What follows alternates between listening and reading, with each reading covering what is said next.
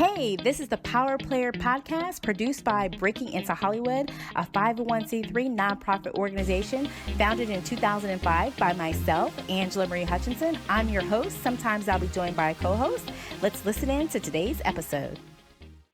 So I'm so excited to have a dear mentor of mine on with us to kind of talk about her work in the business as a writer, as a producer. So Jordana, thank you for joining us. How are you doing? Thank you. I'm doing great, as well as anybody in isolation could be expected at this moment.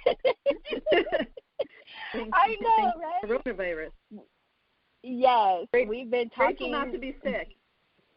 Exactly. We were talking before the call, guys. So, yeah, this has definitely been an interesting experience for us all. And so it's nice to have things like this podcast to kind of keep us entertained through our quarantining process. So tell us, how did you get started originally, as a writer? Did you know that you wanted to be a writer?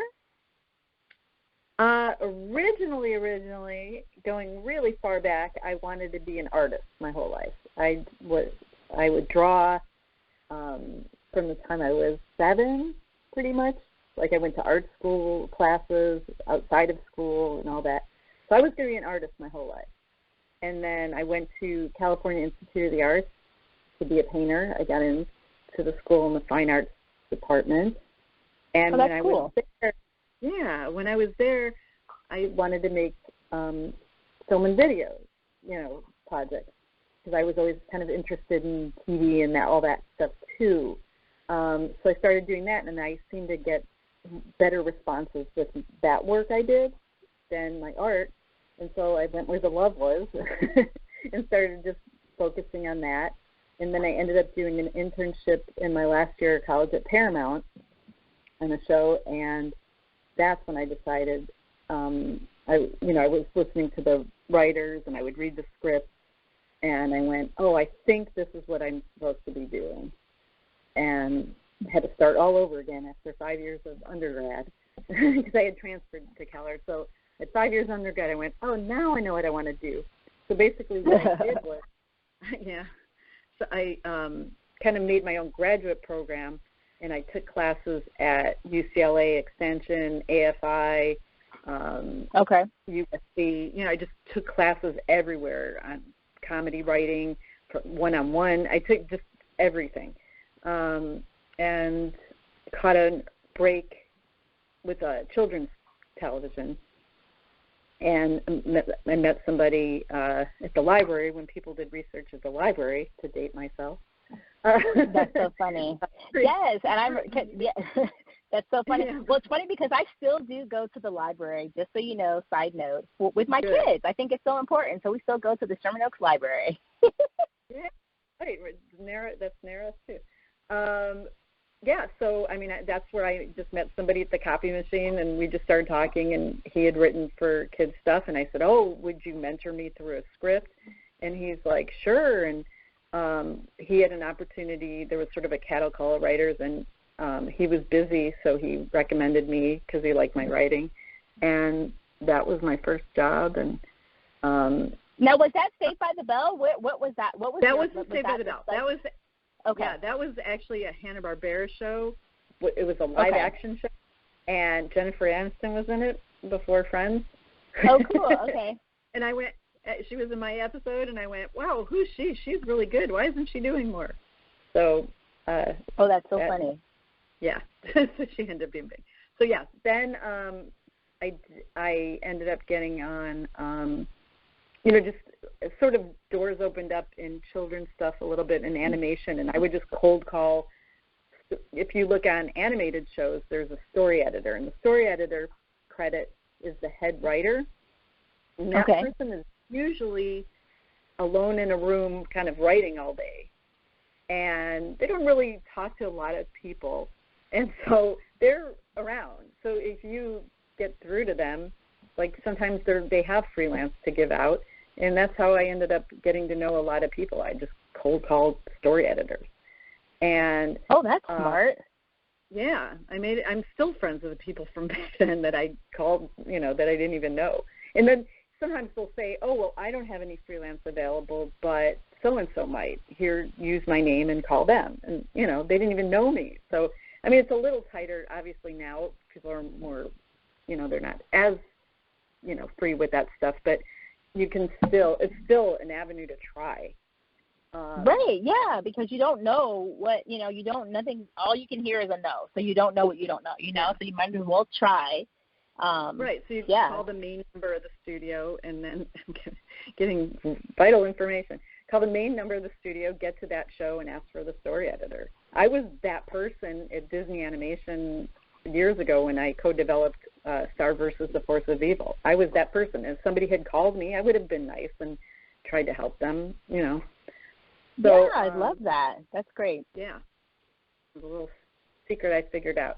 So then eventually I got agents and for my work, and I got on the Mickey Mouse Club in Orlando, and I went out there for a couple seasons. So that was with Brittany and Justin and Christina. It was my first job. Oh, that's so cool.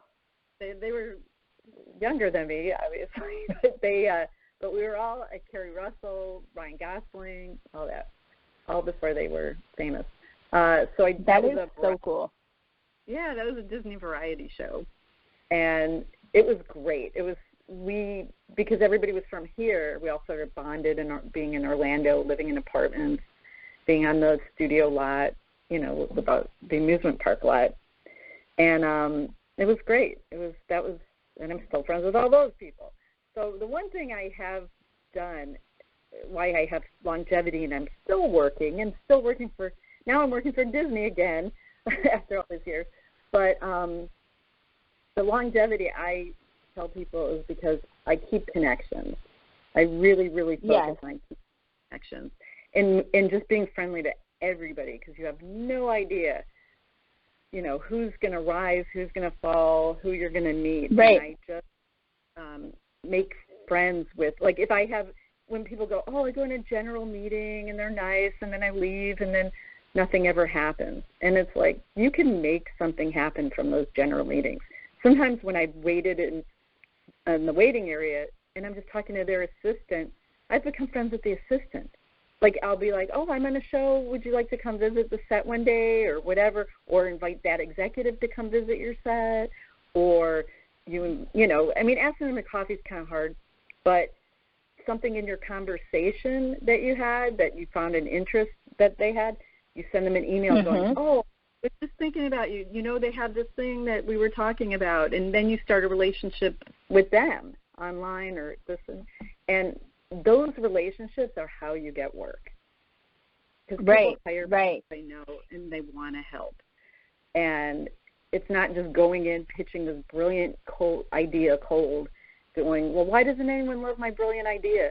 Because it's a crapshoot for anybody, taking a chance on someone. If they have a relationship with you and they like your writing, they're more apt to take a chance on you and your idea and put themselves out there. Because that's what they're doing, is saying, I believe in this person and this idea, not just the idea.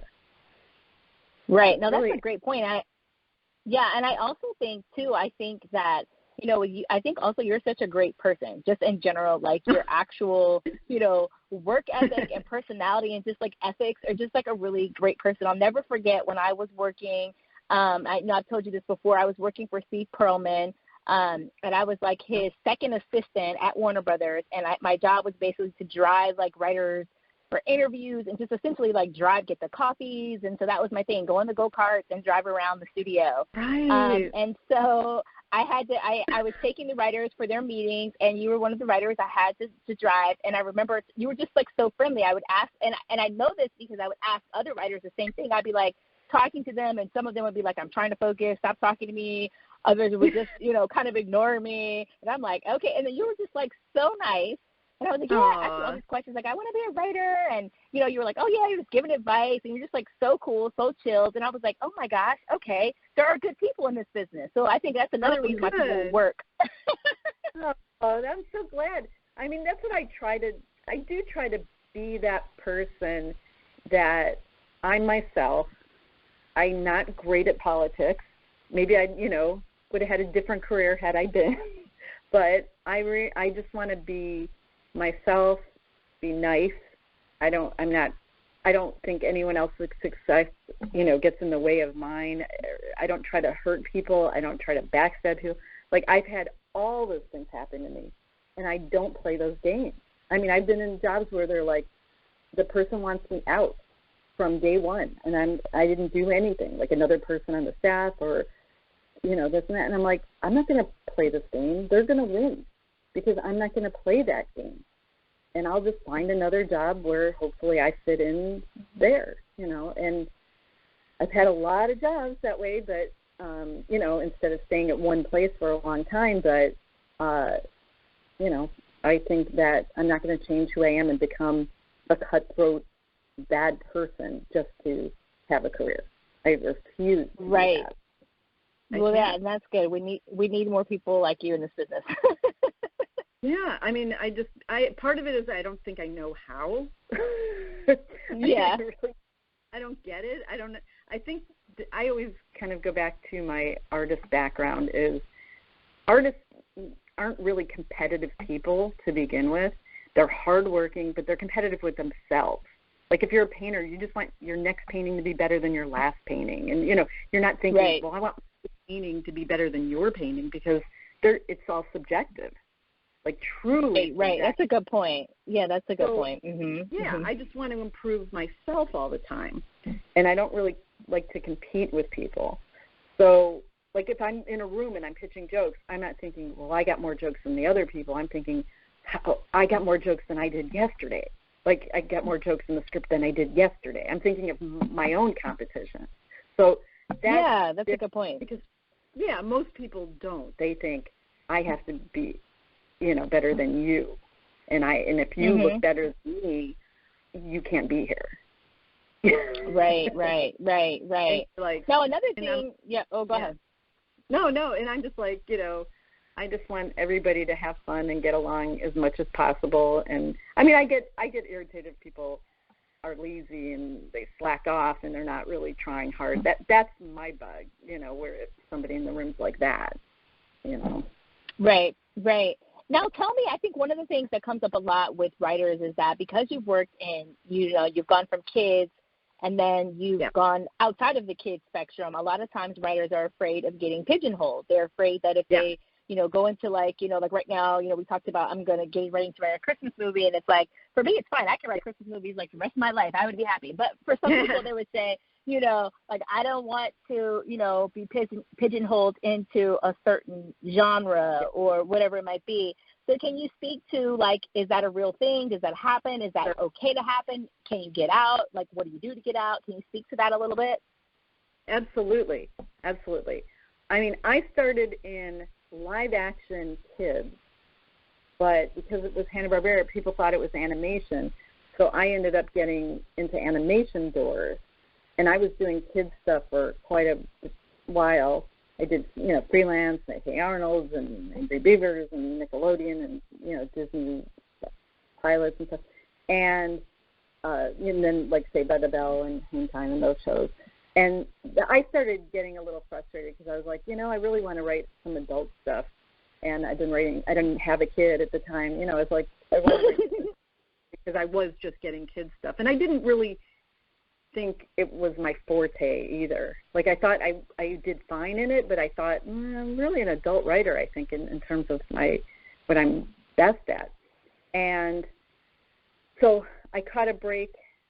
I had my son, and then I worked at home for a while, and then I caught a break at his open house, and I met a guy, another dad, who had just sold a alternative improv sitcom to NBC. And we hit it off just talking. He's kind of goofy, and I'm goofy, and we're just kind of like, wow, mm-hmm. Made each other laugh. And he goes, I just sold the show to NBC. I'm looking for a writer. I'm like, you're kidding, I was like, oh, okay. And it was a very adult show and about couples married, different couples in therapy, and it's sort of a precursor to Modern Family. And I ended up getting that job, and that totally changed my career. It completely turned it around. Yeah, we did the pilot for NBC, and then they decided to pick it up and put it on Bravo, and we did 6 episodes first season and then another 6 episodes. But they had a change of hands, so they kind of buried it. And we were up against American Idol in its heyday, and, we had no chance. Mm-hmm.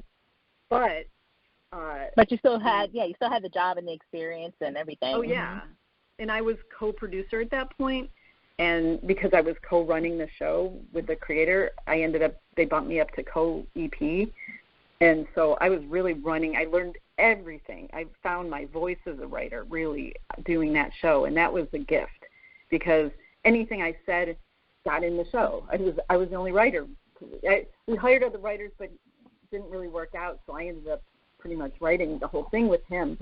And I got to see things that worked and didn't work, and that was, an amazing experience for me. But the critics loved the show, and the network execs, people knew of the show. It was like this sort of hidden thing. And it opened up. I went from, I was on Saved by the Bell, the new class, the last season, and I couldn't get arrested, to HBO calling and going, can you come and pitch a show to us? And I'm like, wow. Oh, wow, I love that. Yeah, it was a big difference. And so everything sort of took off from there. A lot of doors opened up, and I ended up doing that show for 2.5 years. I was dealing with that show, and then I went on a show called Sons and Daughters on ABC, and Melissa and Joey, and The Good Family, and on ABC, Mike Judge's show, and just everything. I worked pretty much for 12 years, after that. Great. And then I went back and forth. The one thing I'm sorry, I didn't really answer your question about adult and kids stuff. So I made that transition into adult stuff, and then at one point I started doing video games. I had an opportunity to do video games.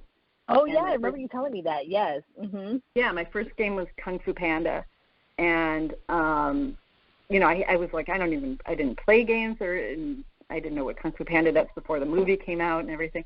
And when you say do games, too, just so people are clear, like do, sure. Meaning what exactly as it pertains to writing? Yeah, good question. What's writing a video game?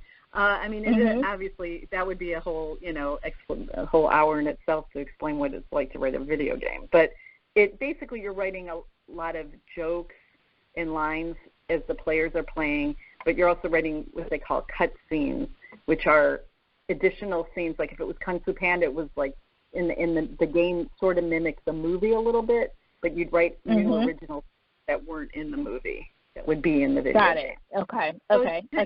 It's interesting. And you just work closely with the developer who they handle all the game stuff, and they just tell you what they need. Like, we need lines for this character. We need lines for this scene, and this is what happens. And they just kind of give you that. And so that game did really well. I won an Annie Award for that. And that's awesome. Yeah. So I write like a game a year. This is kind of my side career. Written 10 games. I love it. Yeah. I wrote a mobile game. The last one I just wrote was a mobile game, which was wild. And then so while I was doing adult sitcom, after I did Sons and Daughters, and I wrote a Will and Grace episode, and that was nominated for an Emmy for directing and all that, my freelance episode, and that was my dream experience. That was the best experience of my life. Oh, that's awesome. And yeah. That was sort of like, but while I was doing the Will and Grace, I was also writing a Scooby-Doo episode, freelance episode, because I always thought, I love it. I'm like, hey, I have this credibility in kids stuff, and I'm not going to let that go, because who knows what's going to happen in sitcom.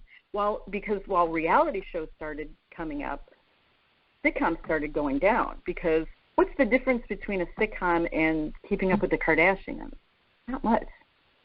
Right. That's a huge difference. If you're selling a show going, it's about a family and they're famous for, a sex tape, whatever, I mean, right. Difference in pitching a sitcom and what reality shows are. So I thought but there'll always be room for kids shows. So I don't ever want to give that up, that's what I do.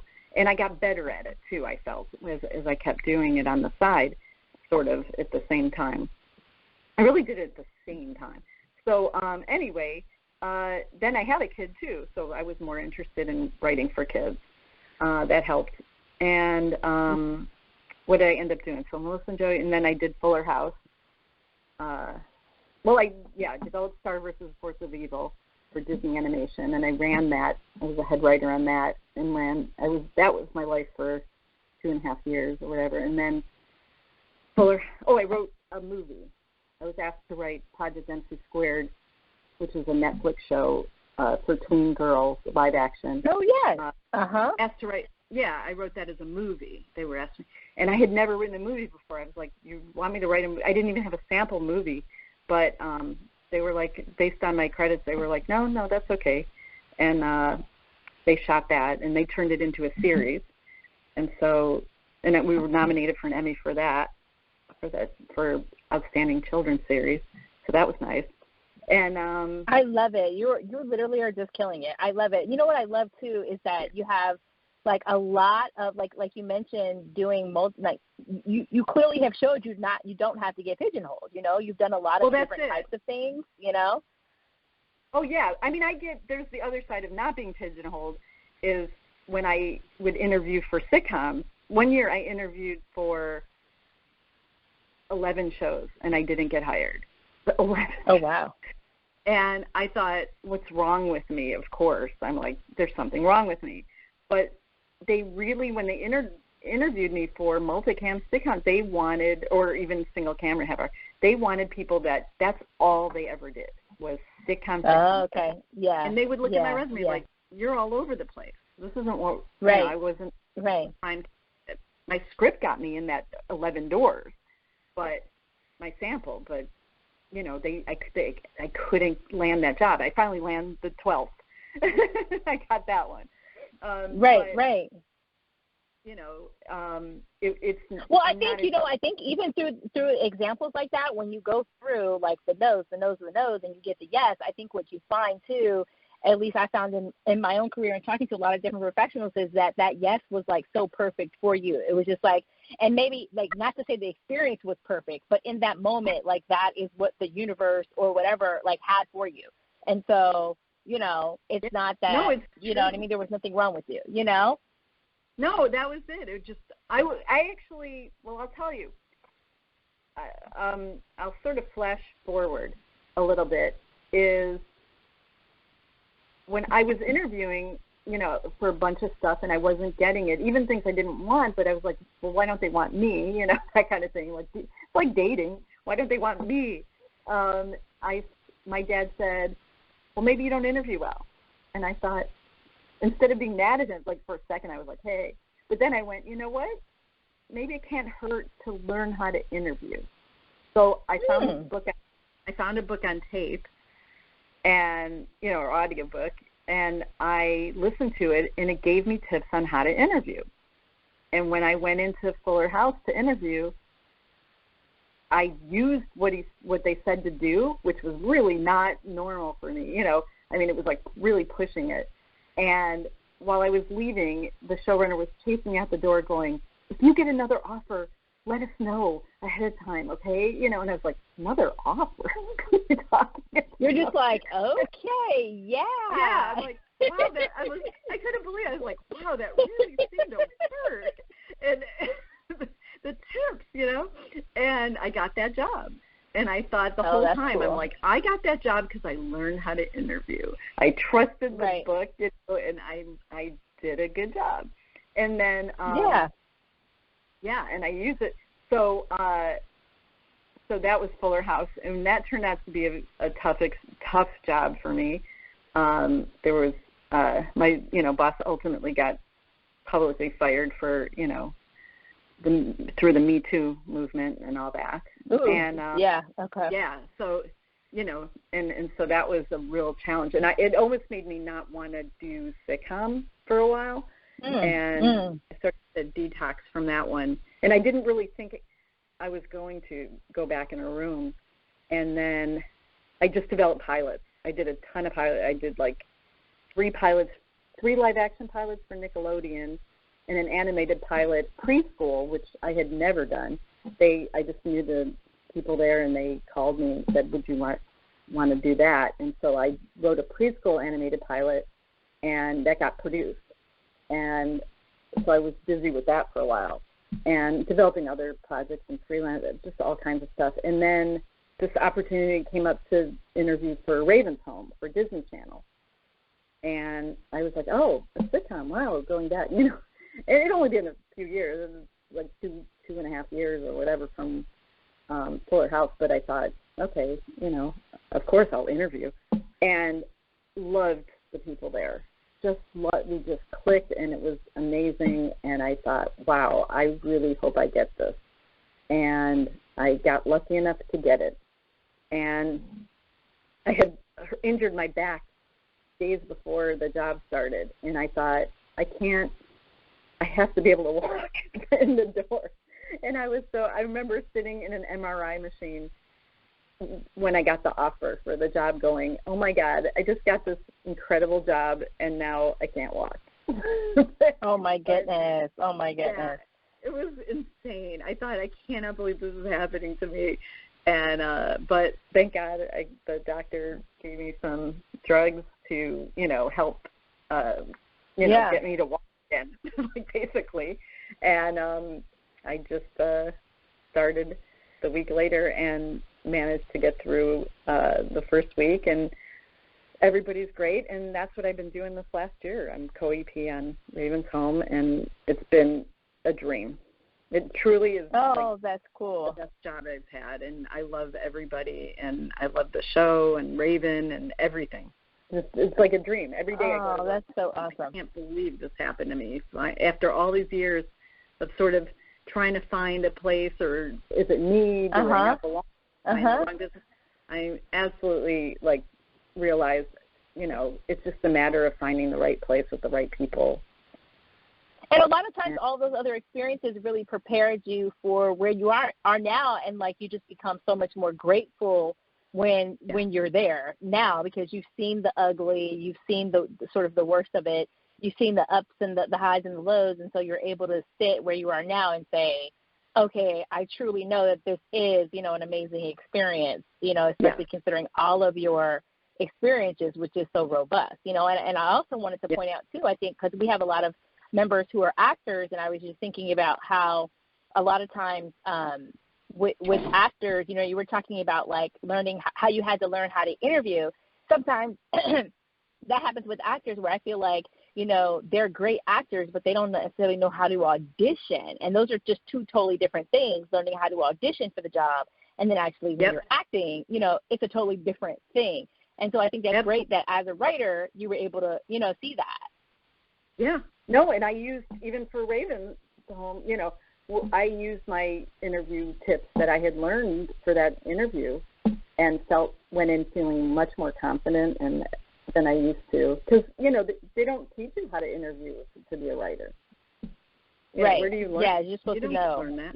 Because I think what I would do is I would talk about my, like I am with you, kind of talking about, I went from this show to that show, and these are my accomplishments and this and that. And it's they just want to hear that you're a team player. You know, they just...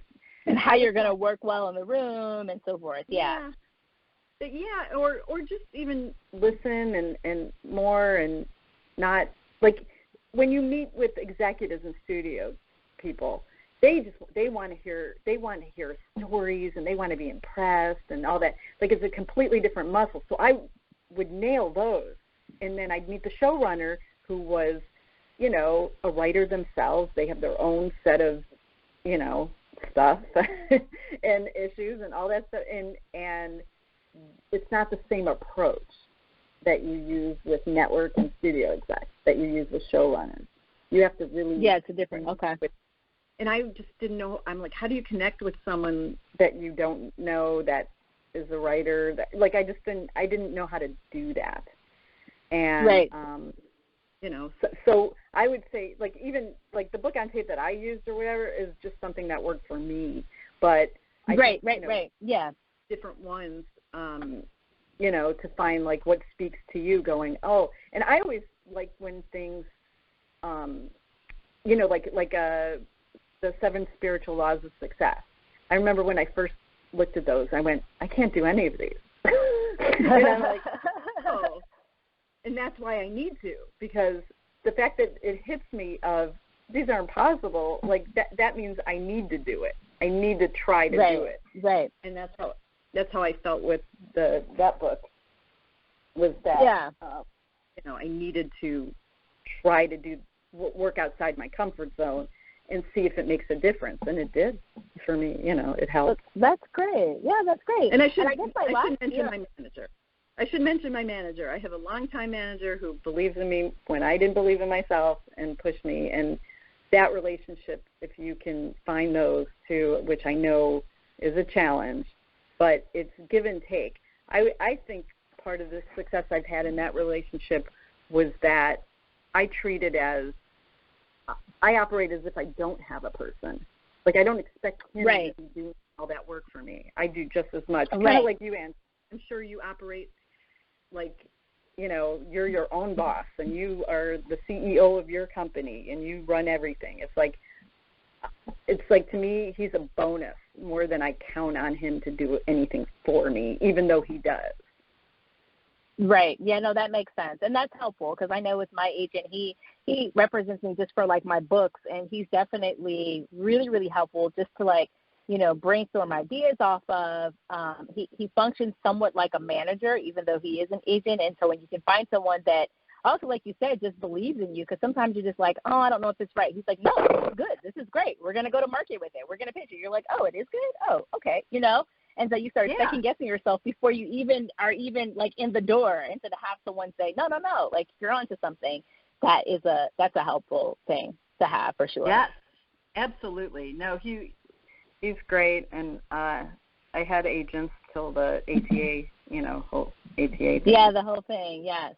So this is the first time in my whole career I haven't had an agent. This is the first time. And oh, wow, that's crazy. I started.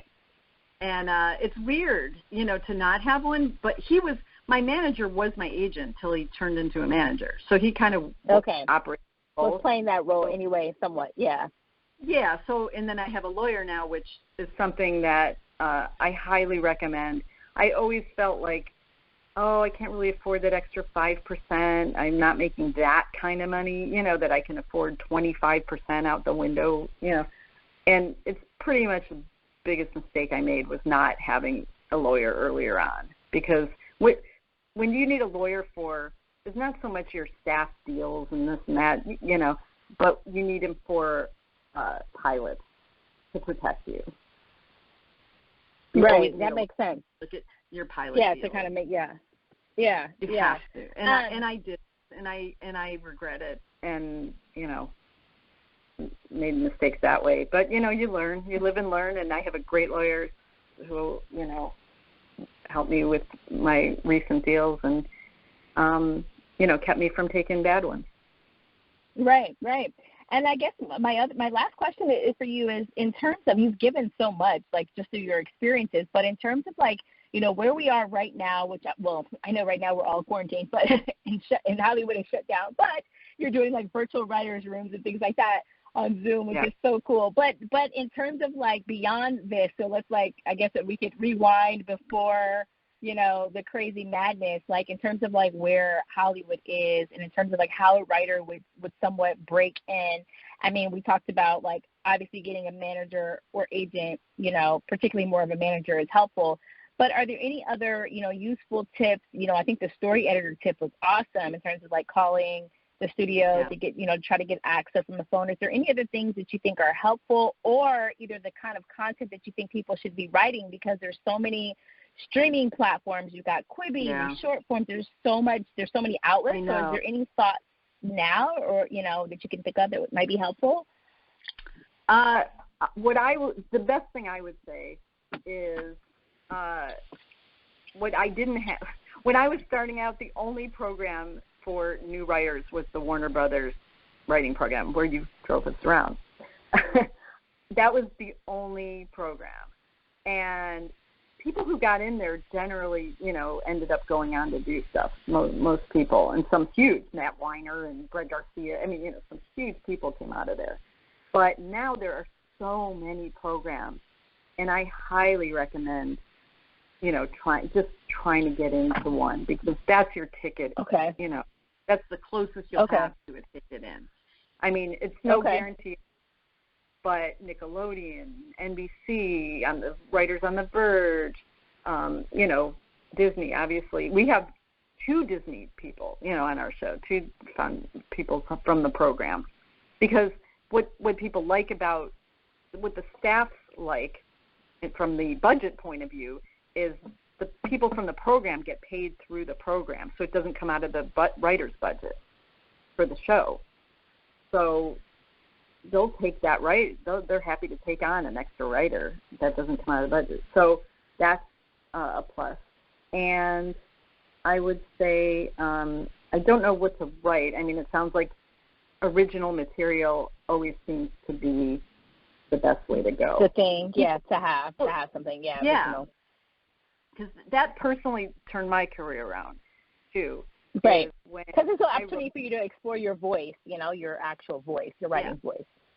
Exactly. I wrote a family pilot. And that's why I get family shows. I wrote a multicam family pilot, and it was about my family. And I would interview people, go, these people are horrible. I'm like, oh, okay, well, that's my family. And that's so funny. Oh, my gosh, hilarious. Yeah, well, I mean, because I just, I exaggerated to a point, but at the same time, it was so quirky and somehow resonated with people because it was real, and there were things in there that were real. And I think when you write from your own experience or your friend, somebody really close to you or something like that, people recognize it. I've read pilots. I've been obviously on the other side where I'm reading pilots, and the ones that were really personal, I thought, nobody could make this up. This is too good to be made up. Right, it has to be real. Yeah, I couldn't wait to meet that person and go, tell me more about you, because I know this comes from your life, And I think that's what excites people, and that seemed to be the thing that all those 11 meetings I had, I think that's the thing that excited the people about my script, was they're like, this felt like somebody. Like you That's so funny. Yeah. Right. Yeah, and I think people. So I would say stay true to that, because if you just write something out of the air, or in the zeitgeist, other people will probably write similar things.